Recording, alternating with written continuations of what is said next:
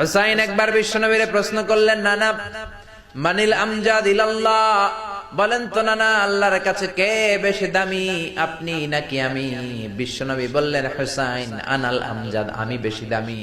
হুসাইন বলল, নানা জি আমি মানি না, আনা লা ওয়াফিক, আমি মানি না নানা। কেমন করে আপনি আমার চাইতে বেশি দামি হন?